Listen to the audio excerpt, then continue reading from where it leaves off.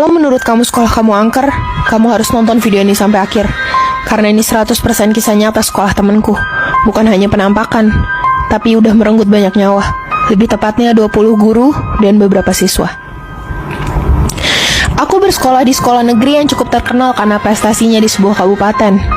Aku gak paham banget tentang histori sekolah aku dulunya. Tapi setelah masuk sekolah ini, akhirnya satu persatu cerita mistis yang gak bisa dijelasin pakai logika dan nalar kutemui. Suatu ketika, aku mencari berita mengenai sekolah aku di Google. Dan sungguh kaget, artikel-artikel bermunculan tidak hanya membahas prestasi sekolahku, melainkan keangkeran dan kisah mistisnya yang kental. Kejanggalan ini pun menjadi rahasia umum bagi para siswa dan guru. Sekolah ini bukan berbasis agama, tapi anehnya selalu rutin mengadakan istighosah. Tiap-tiap kelas punya jadwal istighosahnya sendiri, dan tiap bulan diadakan istighosah bersama. Bukan, istighosah ini bukan sekedar meminta pertolongan dan kemudahan bagi anak-anak kelas 12 yang mau ujian akhir, tapi karena alasan-alasan lain. Lokasi sekolahku termasuk baru.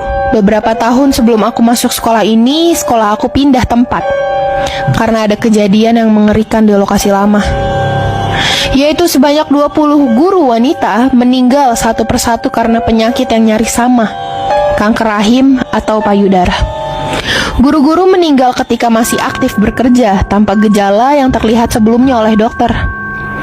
Kabar duka tumbangnya para guru di sekolahku ini menyebabkan banyak isu-isu miring tentang sekolahku. Hingga akhirnya, Dinas Pendidikan mendengar isu mengerikan ini dan memindahkan tempat lokasi sekolahku di tanah yang masih penuh ilalang, tak jauh dari lokasi awal. Banyak cerita mistis dan kejadian buruk di lokasi sebelumnya. Gangguan-gangguan makhluk tak kasat mata, guru-guru honorer yang kerap diganggu hantu berpakaian siswa, lapangan sekolah yang sering terlihat siswa-siswi berjejer bak upacara padahal tidak ada siapa-siapa, dan barisan upacara yang bertambah 3 siswa yang tidak bisa dilihat oleh murid-murid lainnya. Ya, pihak yang paling sering diganggu oleh para makhluk ini adalah bapak ibu guru.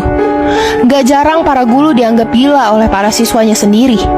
Tapi keanehan ini ternyata masih terbawa hingga sekolah aku berganti lokasi. 57 guru dan staf disuruh makan bunga kemuning Jawa setelah pindah lokasi lama ke baru. Beberapa guru menolak dan akhirnya tetap memilih memakan bunga kemuning. Dipercaya ritual ini untuk meninggalkan bala di lokasi lama sekolah dan tidak membawanya ke lokasi baru sekolah. Namun sialnya hal aneh masih terbawa hingga lokasi baru sekolahku. Kepala sekolah aku yang sekarang, sebut saja Pak Sabar, pernah menemukan kain putih di mejanya. Beliau yang agamis mengenali kain tersebut yang merupakan kain kafan. Beliau geram dan membawa kain kafan itu ke tengah lapangan berteriak dengan lantang, "Siapa yang meletakkan kain kafan di meja saya? Ayo ngaku!" Seisi sekolah ramai, tapi tidak ada yang mengaku sebagai pemilik kain kafan tersebut. "Kalau tidak ada yang mengaku, saya bakar kain ini sekarang juga." Para guru turun ke lapangan untuk menenangi beliau. Namun beliau sudah tahu persis apa arti kain kafan di mejanya itu. Seseorang sengaja ingin menyelakakan beliau. Dan siapapun itu, rencananya gagal.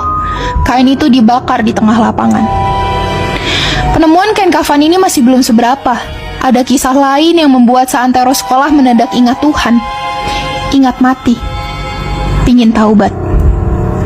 Hal ini aku saksikan sendiri ketika aku menginjak semester 2 kelas 10. Bulan berdarah, aku menyebutnya. Banyak siswa yang mengalami kecelakaan tunggal, dan siswa yang meninggal selalu dicirikan sebagai anak tunggal. Teman sekelasku merasakannya sendiri. Perempuan, anak tunggal, yang menceritakan kecelakaannya sebagai hal yang aneh. Kata dia, tiba-tiba jok belakangnya berat. Dia akhirnya melihat spion, dan di saat itu juga dia sudah mendapati dirinya mencium aspal. Dia bersikeras untuk mengatakan jalanannya kosong, tapi kenapa motornya bisa oleng mendadak?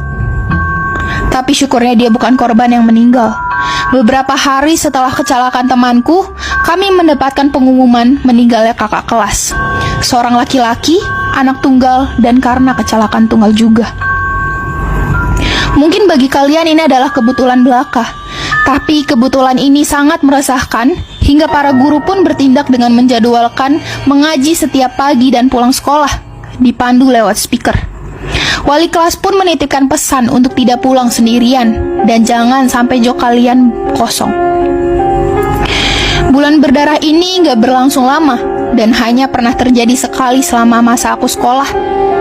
Namun banyak kejadian kesurupan yang lebih sering dialami oleh anak kelas 10. Mereka melihat salah satu penghuni sekolahku, seorang ibu-ibu tua yang sedang menggendong anaknya di tengah lapangan. Kejadian penampakan ini pun tak jarang terjadi, yang menjadikan kami murid sekolah angker ini terbiasa. Pengalamanku yang paling aku tidak bisa lupakan adalah ketika aku orang pertama yang datang di kelas. Sekitar pukul 5.50, aku memutuskan untuk memeriksa penampilanku di cermin kelas. Aku terpaku, kaget, melihat seseorang sedang berdiri di samping pintu kelasku. Sosoknya hitam berbayang dan salah satu tangannya bengkok. Dia seperti sedang berpatroli.